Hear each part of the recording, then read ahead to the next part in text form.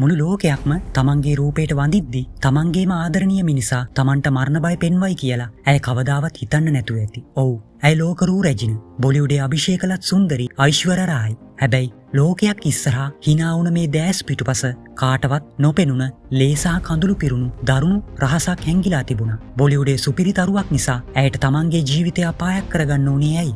අද සිනී රහස් තුලින් අපි හෙළි කරන්නේ ලෝකේ ලස්සනම කාන්තාවගේ ජීවිතයේ අඳුරුම පැත්තයි. 1973 අවුරුද්දේ ඉපදුණු අයිශ්වර්යා සාමාන්‍ය පවුලක හැදී වැඩුණු තරුණියක්. ඇයට තිබුණේ ඕනෑම කෙනෙක්ව වශී කරගන්න පුළුවන් නිල්කොළ පැහැති දැසක් සහ අහිංසක පෙනුමක්. ඇය මුලින්ම ගෘහ නිර්මාණ ශිල්පය ඉගෙන ගන්න හැදුවත් ඇගේ රූපේ නිසාම ඇයට මොඩලින් ක්ෂේත්‍රයට එන්න අවස්ථාව ලැබෙනවා. 1994 අවුරුද්ද ඇගේ ජීවිතය සම්පූර්ණයෙන්ම වෙනස් කළා. දකුණු අප්‍රිකාවේ පැවැත්වුණු ලෝකරූ රජින තරගෙන් මුළු ලෝකෙම පරදා ඔටුන්න දිනාගන්න මේ 21 හැවිරිදි ඉන්දිය තරුණිය සමත් වෙනවා. එතැන් පටන් මුළු ලෝකයේම අවධානය ඇය වෙත යොමු වුණා.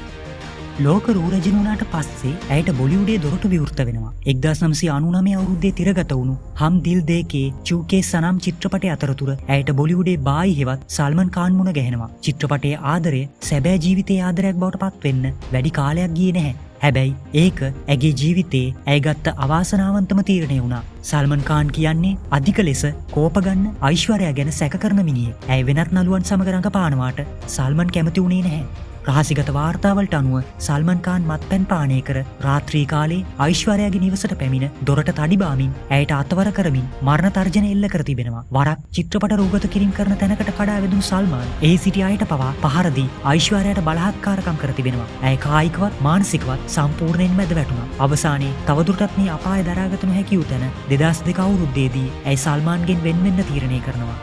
සල්මාන්ගෙන් වෙන්නුනත් ඇයට නිදහසක් ලැබුණේ නැහැ. බොලිවුඩේ සල්මාන්ට තිබුණු බලපුළුවන් කාරකම් නිසා අයිශ්වර්යාව චිත්‍රපටවලින් අයින් කරන්න කියලා ඔහු නිෂ්පාදකවරුන්ට බලපෑම් කළා. මේ නිසා ඇයට ලැබෙන්න තිබුණු සුපිරි චිත්‍රපට රැසක් අහිමි වුණා. ඇය වෙනුවෙන් පෙනී සිටි නළු විවේක් ඔබ්රෝයිගේ සිනමා ජීවිතේ පවා සල්මාන් විසින් විනාශ කර දැමුවා. මුළු බොලිවුඩේම ඇය දෙස බලා නිහඬව සිටිද්දී ඇය තනිවම සටන් කළා. Tamante එල්ල වුණු හැම මඩ ප්‍රහාරයකටම ඇය උත්තර දුන්නේ Tamanගේ දක්ෂතාවයෙන්.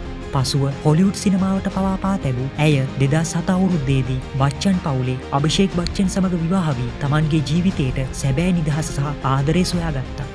බාහිර රූපයෙන් මුළු ලෝකයක්ම තමන්ගේ පාමුලට දිනාගත්තත් ඇතුළාන්තයෙන් මාරම කටුක ජීවිත සටනක් ජයග්‍රහණය කරපු ගැහැණියක් තමා අයිශ්වර්යා රායි කියන්නේ. ඉතින් අයිශ්වර්යා රායිගේ මේ සැබෑ ජීවිත කතාව ගැන ඔයාලට මොකද හිතෙන්නේ? පල්ලෙහායින් කමෙන්ට් එකක් දාන්න. මේ වගේ සිනමාවේ නොදන්නා රහස් තවත් දැනගන්න සිනේ රහස් අපේ YouTube channel එක දැන්ම subscribe කරන්න. ඊළඟ වීඩියෝවෙන් හමු වෙමු. ඔබ සැමට සුබ දවසක්.